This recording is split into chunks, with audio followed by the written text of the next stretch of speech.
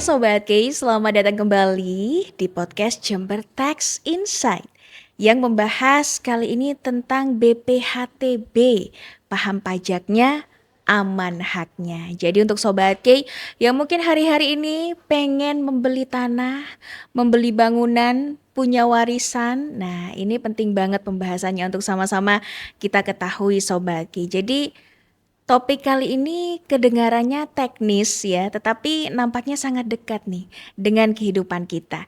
Kita akan bahas bareng dua narasumber yang sudah hadir di studio KI Radio Jember. Sudah hadir Bapak Hendra Surya Putra SSTP, Kabid Perencanaan dan Pengembangan Pajak Daerah Bapenda Jember. Selamat siang Pak Hendra. Selamat siang Mbak Valen. Lalu juga hadir Bapak Dima Ahyar SH, Wakil Ketua TP3D Jember. Selamat siang Pak. Selamat siang Mbak Varen. Tentunya juga dengan saya Sobat Kay Valencia Cesarina yang akan menemani kamu dalam pembahasan kita kali ini.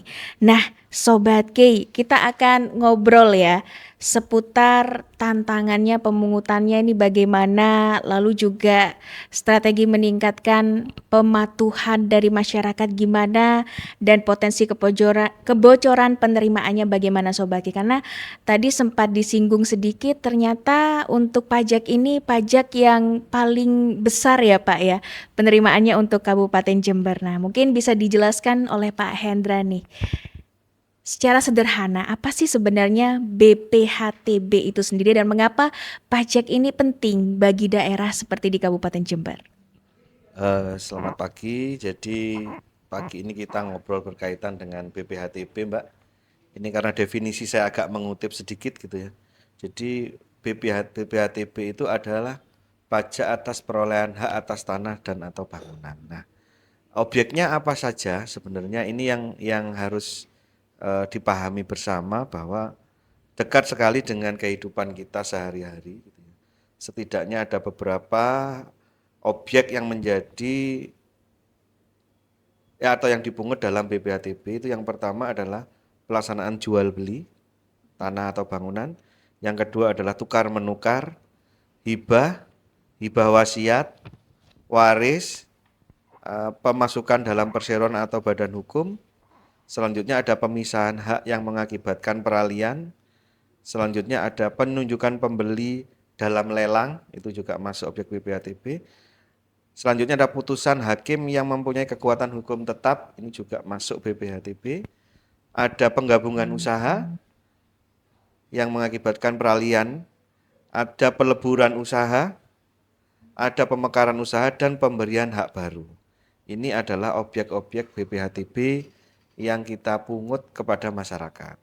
Akan tetapi dalam pelaksanaannya ada pengecualian-pengecualian. Nah ini mungkin yang masyarakat bisa mempelajari di dalam Perda kita nomor 1 tahun 2024, sehingga apakah objek yang ditransaksikan dikecualikan atau tidak sebagai objek BPHTB. Itu Mbak.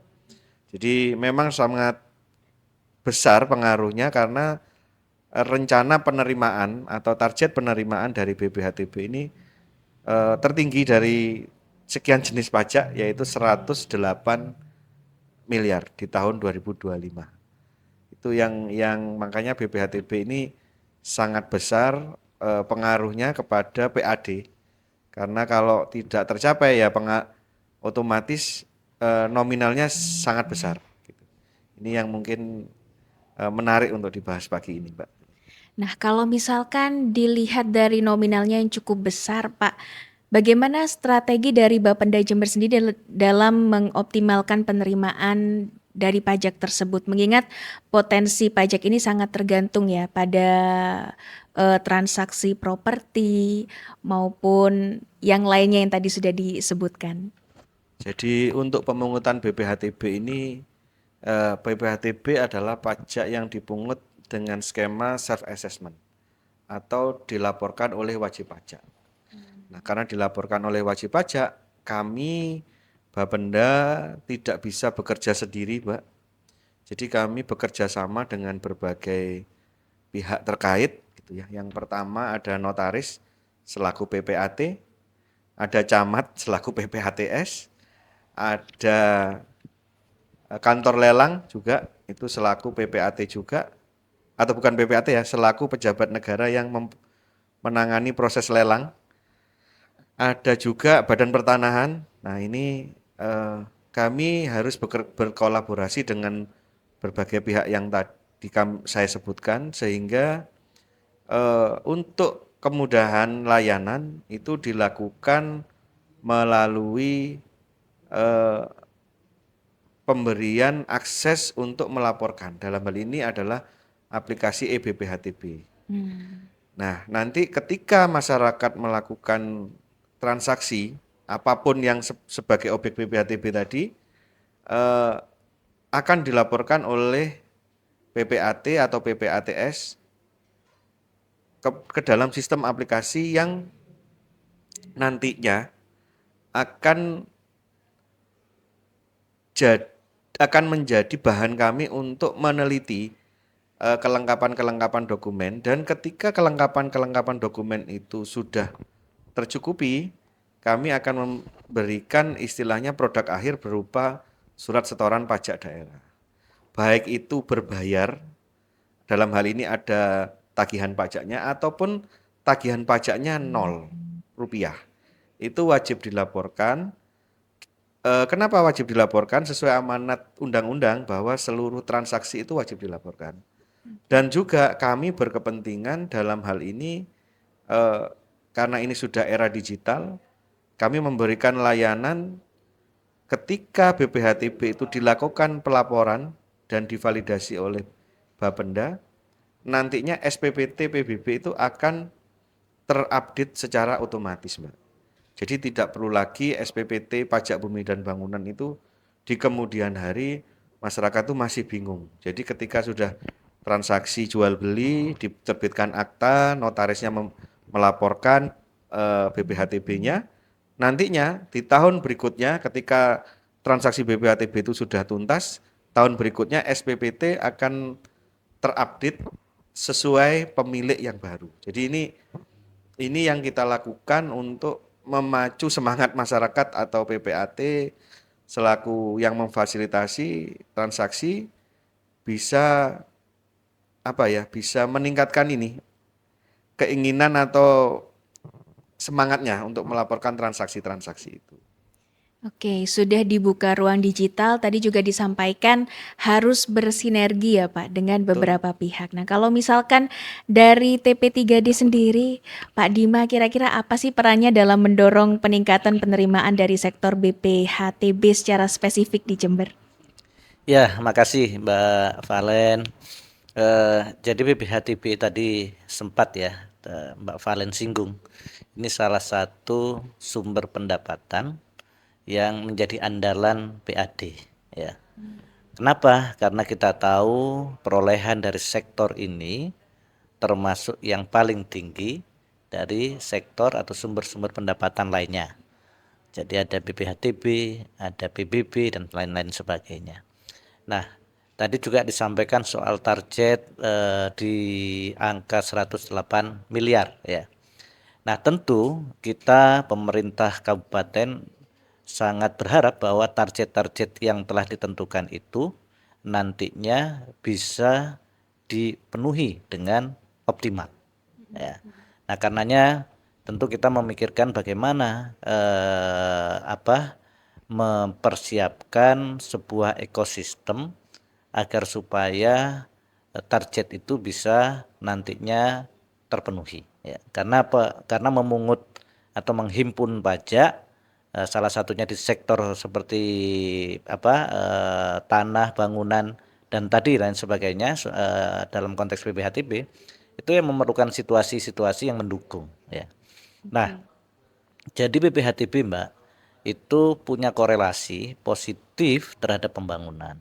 Kita bisa melihat apabila perolehan BPHTB-nya bagus ya, itu menunjukkan bahwa situasi ekonomi di daerah itu baik. Tetapi ketika BPHTB-nya itu tidak tidak bisa dihimpun dengan baik, itu menjadi tanda-tanda sebetulnya ya. Sinyal bahwa situasi ekonominya perlu mulai dilakukan perhatian ya, dilakukan evaluasi apa kira-kira yang sedang terjadi. Ya, seperti itu gambarannya, korelasinya BPHTB terhadap pembangunan.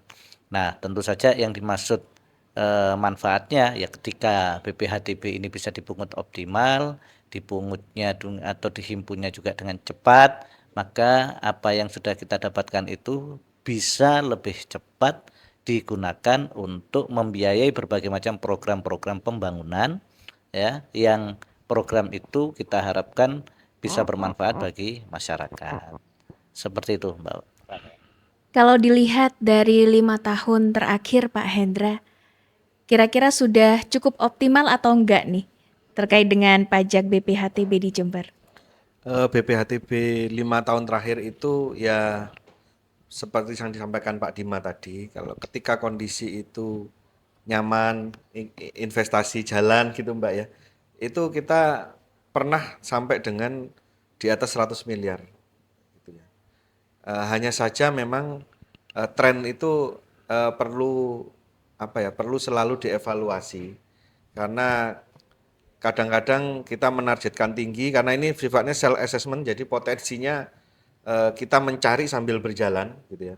Berbeda dengan self assessment yang lain seperti hotel, resto, kita bisa mapping, kita punya OP berapa, pertumbuhannya berapa, kita bisa langsung hitung di estimasi perkiraan nanti akhir tahun sekian gitu ya.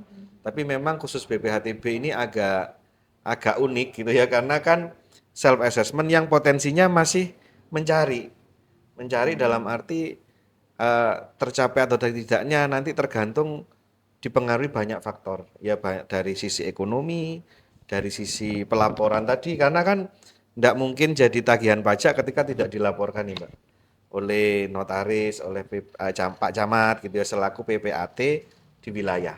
Ini juga penting gitu.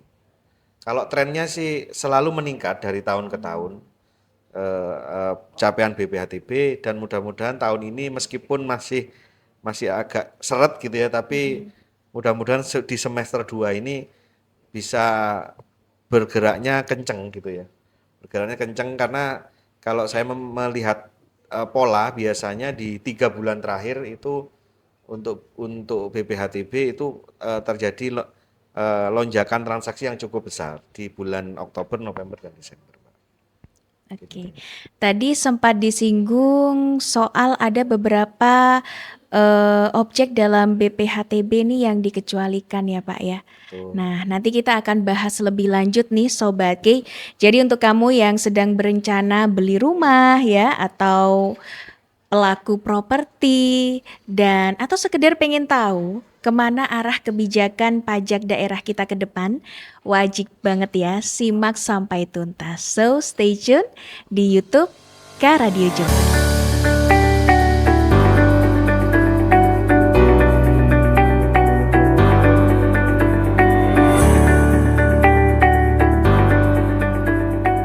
Sobat Ki, mungkin sebagian dari kita ya belum mengetahui bahwa nggak semua perolehan hak atas tanah dan bangunan dikenakan pajak ini. Ada yang dibebaskan karena alasan sosial, ekonomi, atau ketentuan hukum lainnya. Tapi bagaimana dengan implementasinya di lapangan? Apakah semua warga sudah tahu hak-haknya? Nah, ini akan dijawab oleh Pak Hendra. Gimana nih Pak?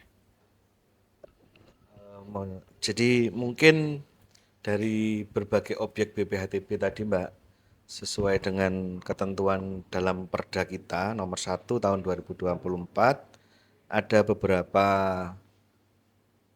pengecualian ya yang bisa dikecualikan agar transaksi tersebut tidak dikenakan BPHTB. Yang pertama itu adalah untuk kantor pemerintah. Ya, ini bisa untuk pemerintah daerah, penyelenggara, dan lembaga lainnya yang tercatat sebagai barang milik negara atau barang milik daerah. Ini dikecualikan, Pak. Yang kedua, ada juga yang dikecualikan oleh negara untuk penyelenggaraan pemerintahan dan atau untuk pelaksanaan pembangunan guna kepentingan umum. Ini juga dikecualikan. Nah, nanti ada yang menarik ini, Mbak, terakhir nanti ya. Yang ketiga, untuk badan atau perwakilan lembaga internasional dengan syarat tidak menjalankan usaha atau melaksanakan kegiatan lain di luar fungsi dan tugas masing-masing sesuai dengan peraturan perundang-undangan. Yang keempat, untuk perwakilan diplomatik dan konsulat berdasarkan asas perlakuan timbal balik. Ini juga dibebaskan dari PPHTB. Yang kelima, oleh orang pribadi atau badan karena konversi hak atau karena perbuatan hukum lainnya dengan tidak adanya perubahan nama.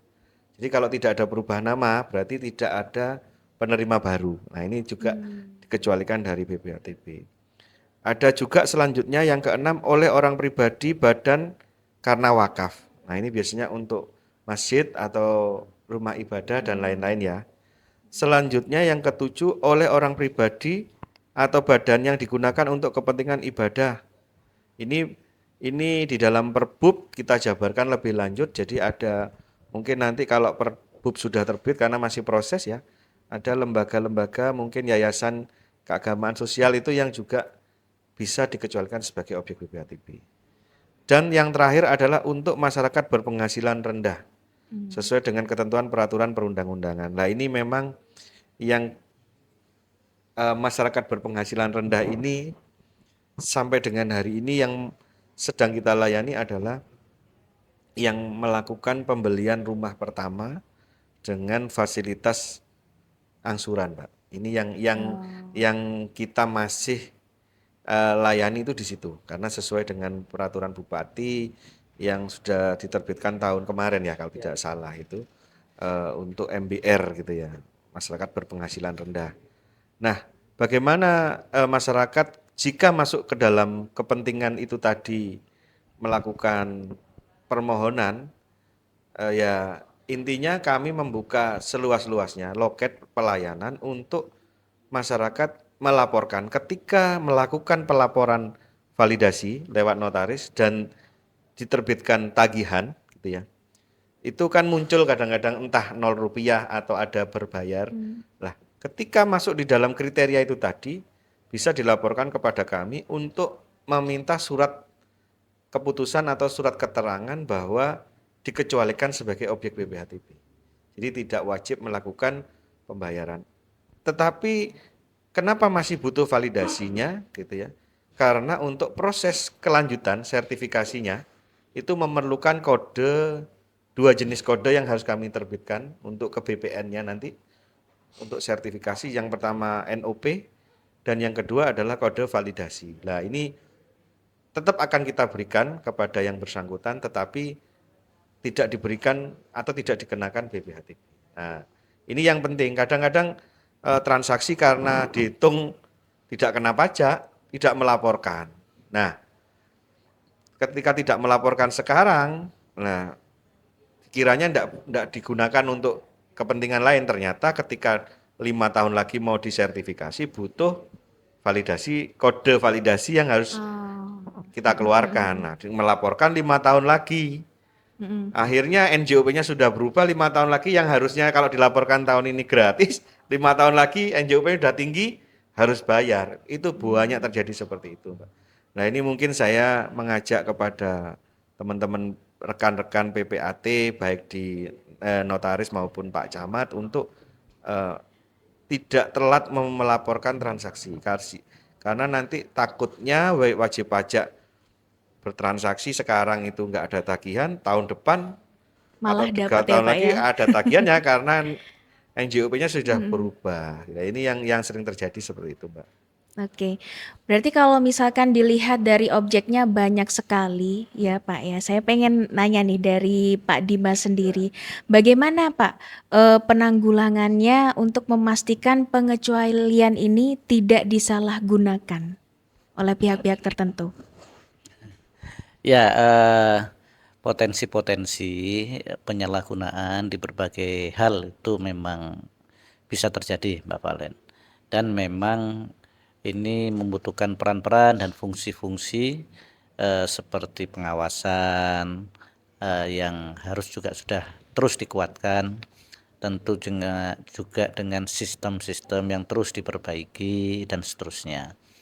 Nah, termasuk ya saya kira ketika itu bisa membuka ruang partisipasi ada open window ya, jendela terbuka yang bisa menerima masukan-masukan dari berbagai pihak ya, agar memastikan bahwa seluruh fasilitasi kemudahan itu atau keringanan dan sebagainya itu tidak disalahgunakan ya. Ya tadi itu saya kira, jadi penguatan pengawasan, sistem pengawasan, sumber daya pengawasan. Nah, sejauh itu bisa terpenuhi dengan baik, saya yakin bahwa ruang-ruang untuk penyalahgunaan itu bisa ditekan sampai ke tingkat yang paling minimal. Kalau sejauh ini ada penyalahgunaan nggak Pak? Kalau misalkan memang ada, nah kira-kira tindakan apa yang didapatkan oleh masyarakat yang menyalahgunakan hal tersebut? Saya, nah, ya semua penyalahgunaan tentu ada sanksinya, Pak. Ya, tinggal apakah ketika diketahui ketentuan dan aturannya ditegakkan ataukah tidak. Gitu. Namun sekali lagi, karena ini kita berada di negara hukum, ada aturan dan di dalam aturan itu termasuk dimuat soal-soal hal-hal yang sanksi bagi setiap pelanggaran. Ya saya kira tinggal komitmen bagi pihak-pihak yang diberikan tugas untuk menegakkan ketentuan, untuk menegakkan aturan tersebut. Itu. Kita geser ke pembahasan yang lain ya Pak ya. Nah ini kan subjek dari pajak BPHTB adalah orang pribadi atau badan yang memperoleh hak atas tanah dan atau bangunan. Nah ini kalau dari Pak Hendra sendiri melihat di lapangan kira-kira untuk kendala atau permasalahannya ini apa aja sih Pak? Baik itu di wilayah perkotaan maupun pedesaan, karena kan pasti tantangannya berbeda, Pak. Kalau isu utama yang kami hadapi saat ini adalah tingkat pelaporan transaksi itu belum 100%.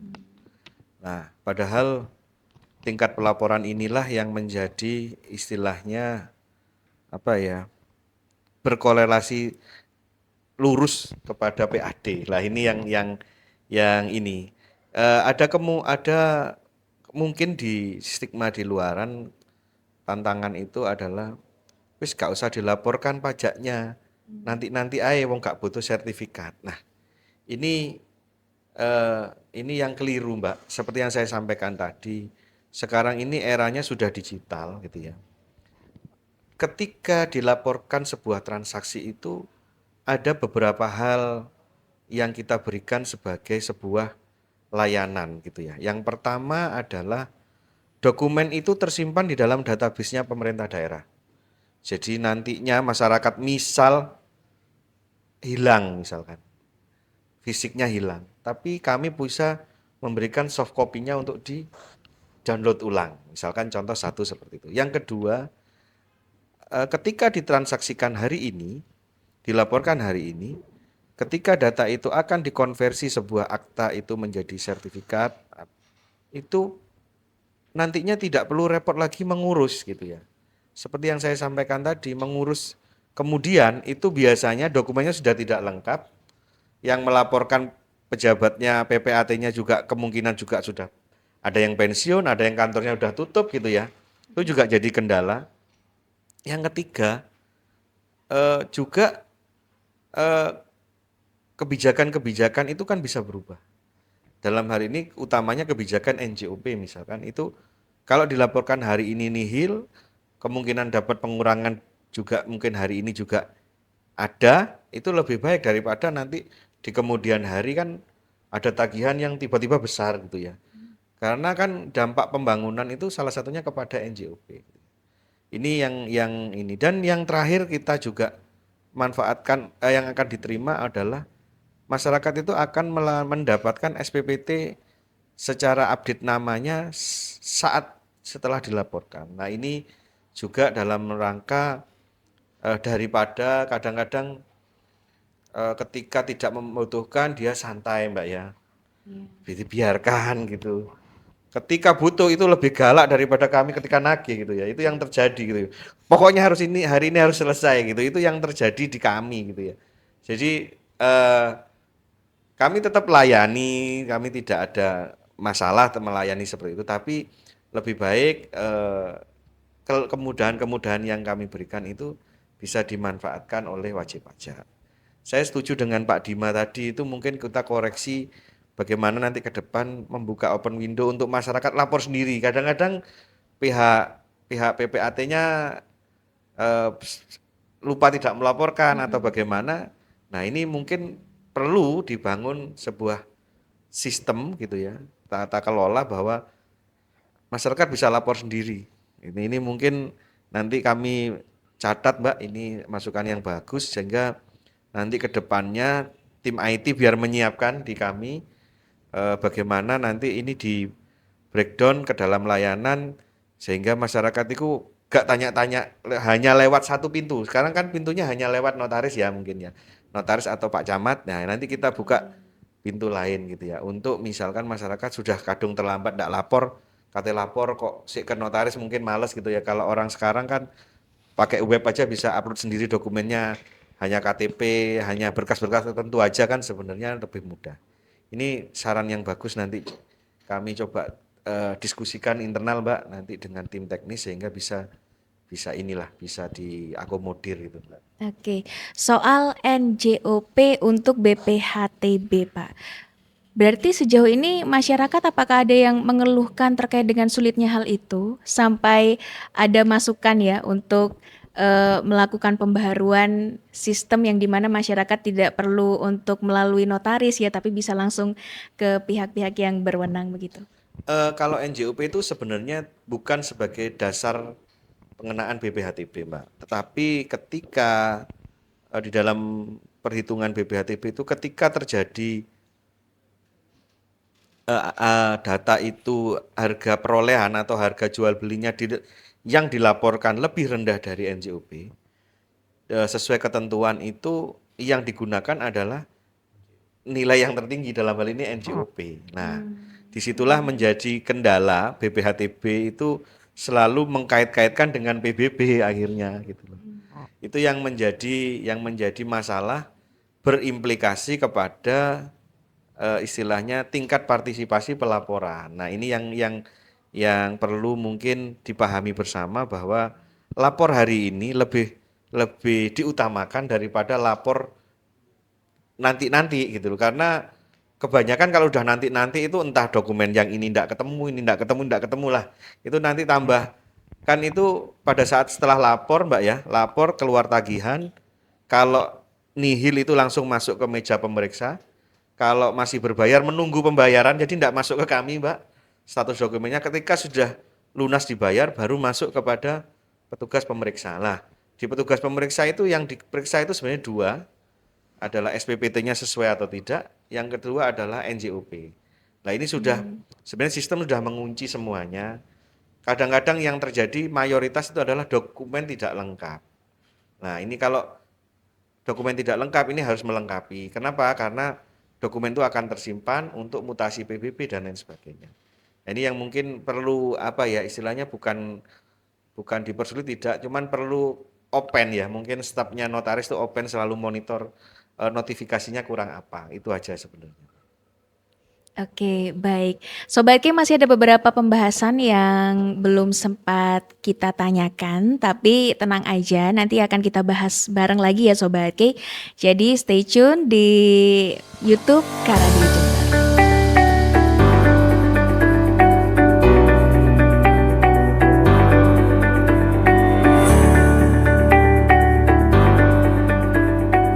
Kembali lagi di Jember Tax Insight, BPHTB, paham pajaknya, aman haknya. Kalau kita mengutip kata-kata hak Sobat Ki, tadi sempat disinggung oleh Pak Hendra soal BPHTB yang gratis bagi masyarakat yang berpenghasilan rendah. Nah, tapi kan ini pasti ada kriterianya ya Pak ya. Nah, kira-kira kriterianya apa aja sih dan bagaimana cara mengajukannya? Jadi ini yang saat ini menjadi kadang hot pembicaraan gitu, dikiranya semua gitu ya.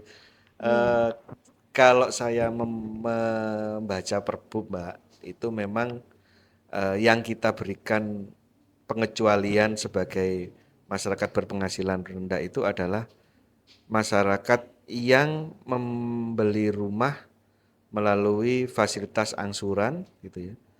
Dan dengan tipe-tipe tertentu, khususnya yang rumah subsidi ya ini ya.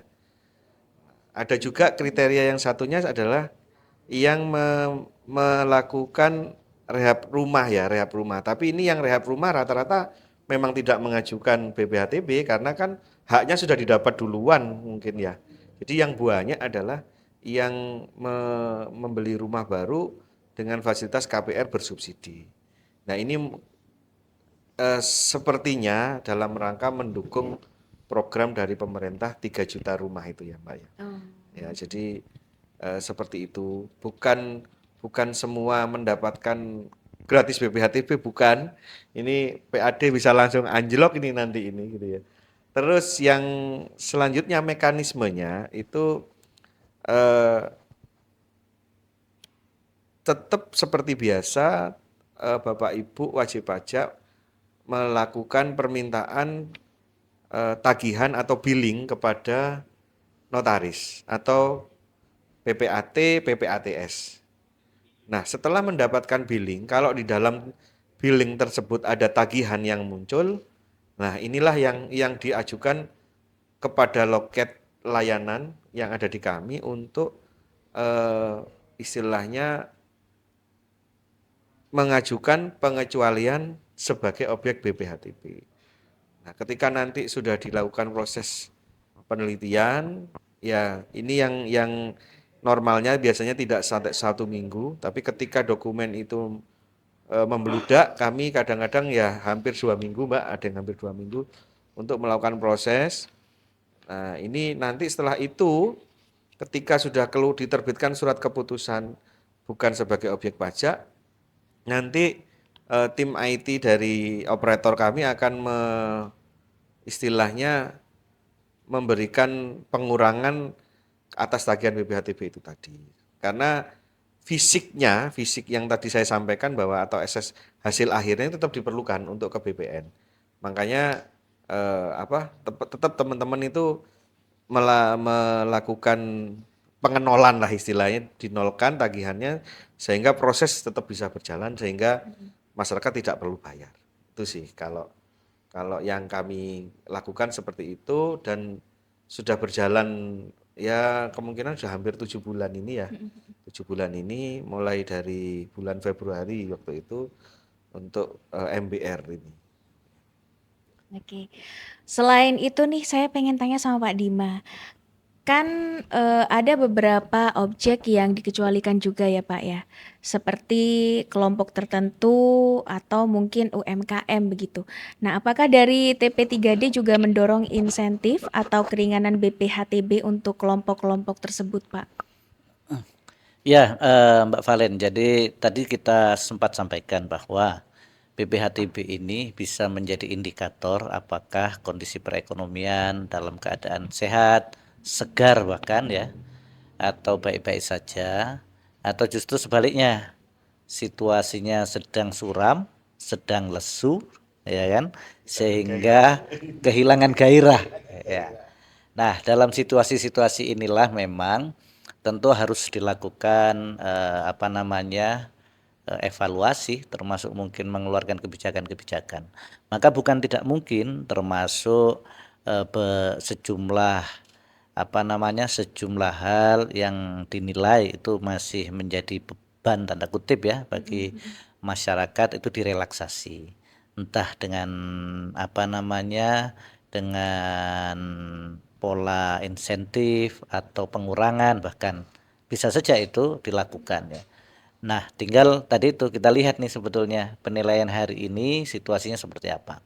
Tapi kalau sudah dalam keadaan bergairah, kemudian kita berikan berbagai macam diskresi, kemudahan, ya, ini akan berpengaruh juga justru pada pembangunan dan pelaksanaan program pembangunan yang ingin kita jalankan di Kabupaten Jember. Tapi disitulah kira-kira mudah-mudahan dipahami ya prinsipnya itu. Oke. Pertanyaan terakhir dari saya untuk Pak Dima dan Pak Hendra. Mungkin bisa disampaikan pesan ya kepada masyarakat Jember dan Sobat Ki terkait dengan imbauan nih untuk masyarakat Jember agar lebih proaktif dalam mengurus dan memahami kewajiban BPHTB. Dan gimana sih caranya untuk membangun diri itu sadar akan kewajiban membayar pajak dan melaporkannya, Pak. Silahkan mungkin dari Pak Dima dulu.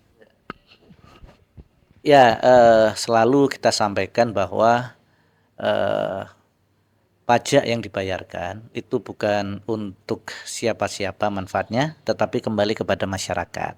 Itu. Maka jika mereka punya kesadaran, kemudian lalu patuh untuk memenuhi pembayaran pajaknya, maka eh, kita akan atau Jember atau daerah kita akan sangat terbantu dengan terlaksananya berbagai macam program-program. Gitu. Nah, karena itu tentu kita terus-menerus mendorong, mengingatkan, memotivasi seluruh warga masyarakat yang memang sudah menjadi ketentuannya mereka harus memenuhi atau membayar pajak-pajak tertentu termasuk BPHTB untuk menunaikan pembayaran pajaknya. Yang kedua, memang tidak semua pihak mengetahui soal-soal mengenai bagaimana sih cara saya membayar pajak ya. Maka tentu kita berharap mereka juga aktif juga ya untuk melakukan komunikasi dan menghubungi pihak-pihak yang terkait gitu. Yang ketiga, ya jauhilah semangat niat untuk melakukan manipulasi terhadap laporan-laporan pajak ya yang harus mereka tunaikan. Seperti BPHTB tadi basicnya adalah self assessment ya. Jadi kita menilai sendiri nih berapa besaran pajak kita. Nah, tentu kecenderungannya ya hampir kebanyakan kita ya itu kan inginnya mengeluarkan beban sekecil-kecilnya atau membayar pajak sekecil-kecilnya, semurah-murahnya. Maka itu diolah itu ya kan self assessment-nya itu. Udah. Dan ini bukan rahasia umum itu terjadi ya kan. Harga objeknya sekian lalu kemudian disampaikan hanya sekian dan seterusnya. Nah, kalau masih mindset kita, mental kita sebagai warga masyarakat ya, itu seperti itu. Ya tentu itu bagian dari dari dari tidak optimalnya ya pembangunan-pembangunan yang kita lakukan. Andaikan masyarakat memiliki semangat ya yang baik, kesadaran yang baik, saya yakin bahwa kota kita akan lebih baik ke depannya, lebih maju ke depannya. Gitu Mbak kira-kira yang mungkin perlu kita sampaikan. Tentu kalau yang terkait dengan para pemangku kepentingan mungkin peningkatan koordinasi juga harus dilakukan. BPHTB ini setidaknya melibatkan beberapa pemangku kepentingan. Pertama dari Bapeda sendiri ya, kemudian dari notaris, kemudian dari BPN mungkin ya Pak Mas Hendra. Nah, koordinasi-koordinasi itu mungkin juga terus-menerus harus ditingkatkan supaya apa? Ya tadi itu mengantisipasi potensi-potensi pajak dari masyarakat yang kemudian tidak terhimpun dengan baik karena ada hal-hal yang tidak tidak tercapture di situ. Saya kira itu Mbak. Jadi kalau dari saya mungkin yang pertama itu seperti yang disampaikan Pak Dima tadi bahwa kecenderungan itu memang keharapan kami dan harapan WP itu beda Mbak gitu ya. Jadi pengennya kami ya dibayar sesuai potensi tapi kadang-kadang ada ini dan itu dari wajib pajak. Nah mungkin sebenarnya dari wajib pajak itu ada hak-hak yang dimiliki. Jadi tidak saklek seperti yang dibayangkan mungkin. Jadi bisa mengajukan pengurangan, bisa mengajukan mungkin angsuran dan lain sebagainya. Khususnya yang pengurangan gitu ya. Itu kita sudah memberikan beberapa kali kepada wajib pajak khususnya dengan kriteria-kriteria tertentu ya. seperti yang kurang mampu dan lain sebagainya. Dan adalah beberapa kali transaksi itu si ahli waris ini warisan yang didapat tuh besar nilainya, tapi ahli warisnya ya boleh dikatakan kurang mampu untuk membayar itu, akhirnya mengajukan pengurangan.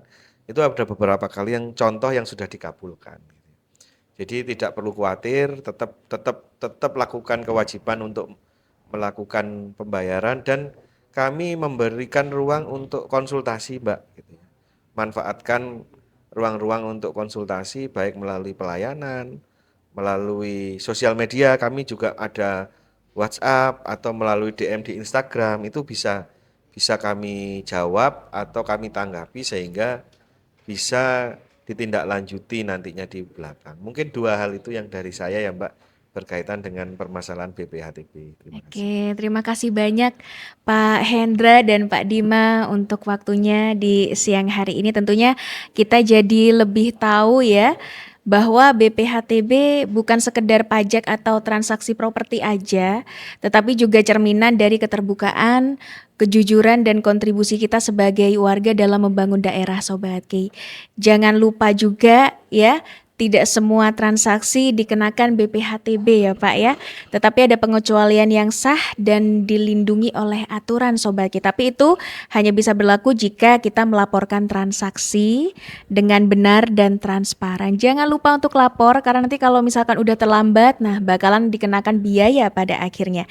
Jadi bagi kamu Sobat yang sedang atau melakukan transaksi tanah dan bangunan, pastikan ya paham hak dan kewajiban kamu. Jadi laporkan dengan jujur, konsultasikan kalau misalkan ragu karena dibuka ruang selebar-lebarnya, dan yuk sama-sama dukung pembangunan Jember melalui kepatuhan membayar pajak.